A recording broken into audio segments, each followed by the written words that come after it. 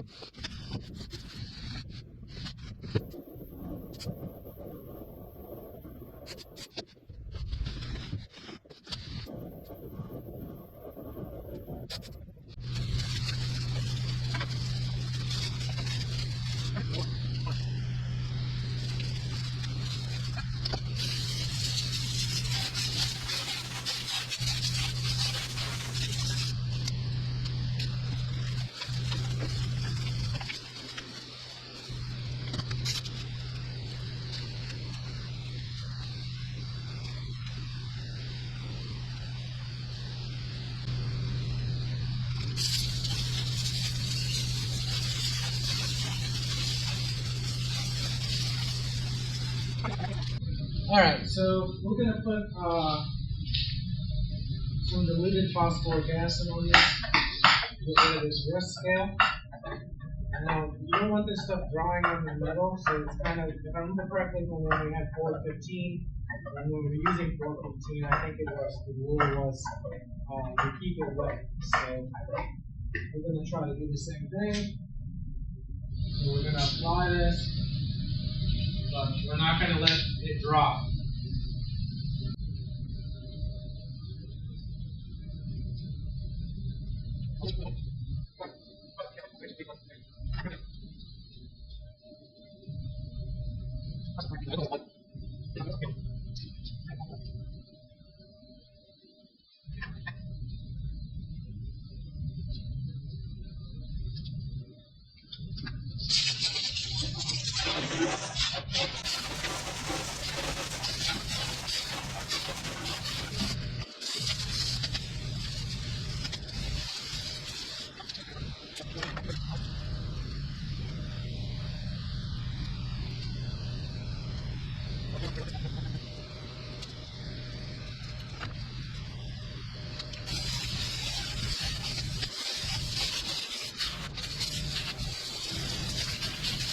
This is what we've got so far, and it's time to get washed up and go to bed.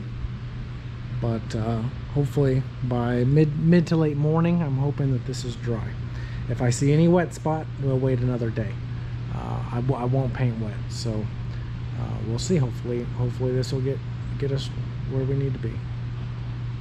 All right, And you'll see some of the surface rust came back overnight, which is typical. We're just going to take this and kind of take our terry cloth or tack cloth and just kind of wipe down this, make sure we don't have any pieces of fabric or anything like that on here.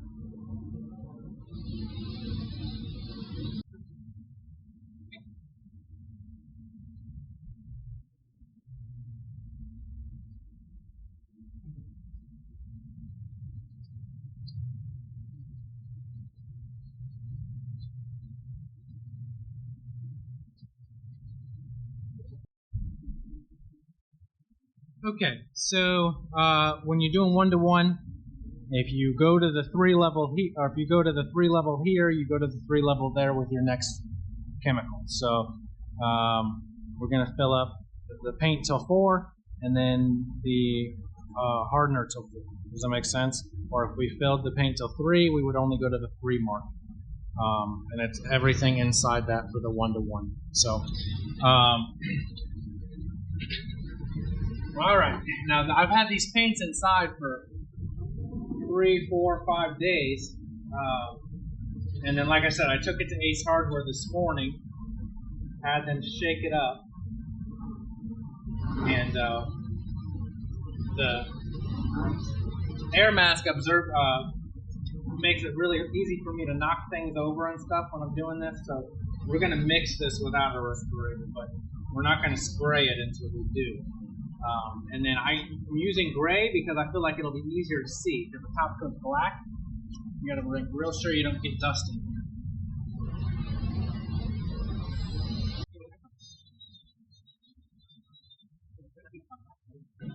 I normally have a funnel I put on these. You know, we'll do instead. We'll use, it's gonna be perfect, but we'll use our strainer. I know I said I wasn't gonna strain it like that, but might give me a nicer way into here. That paint's gonna get, that gallon's gonna get messy anyway.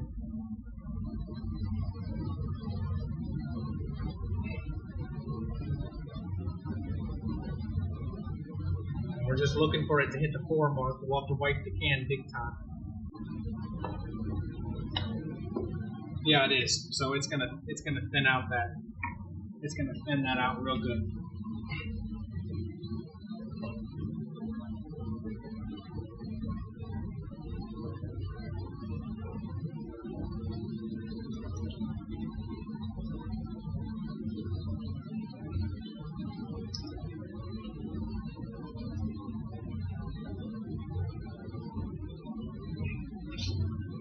Jeez.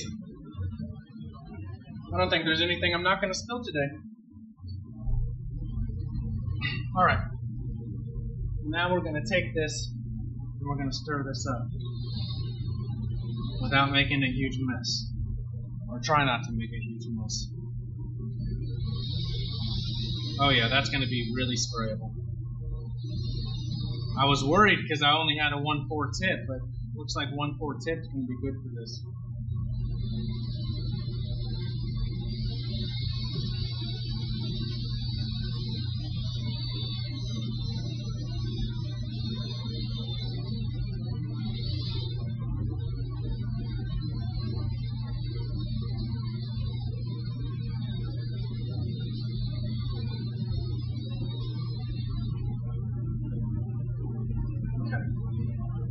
Now this is when it's going to go into the lacquer.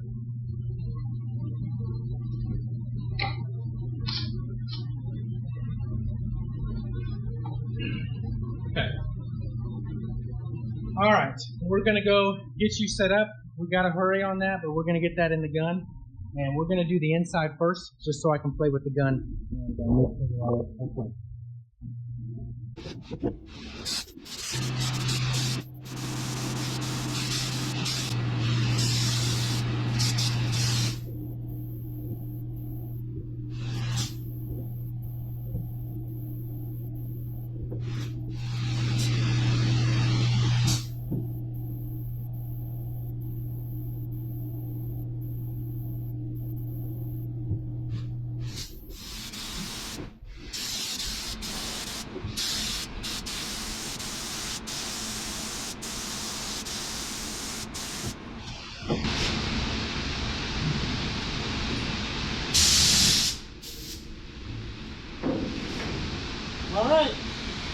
that's all we're doing. We'll start working on the outside. Let me see how much paint I got. I used almost the whole thing. So we're actually going to do this back skirt with the rest of this paint.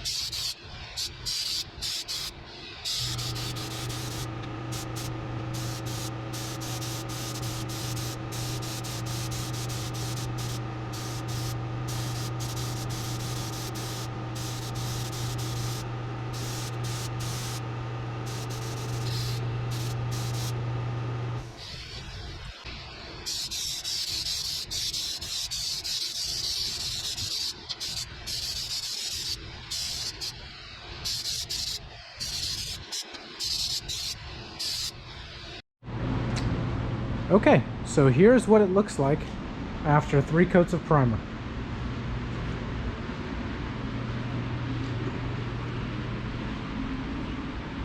We only did 2 coats on the inside up there. We did not do a 3rd coat up there. We ended up going through 2 gallons of material here. And it's not quite dry yet. We painted about 4 hours ago.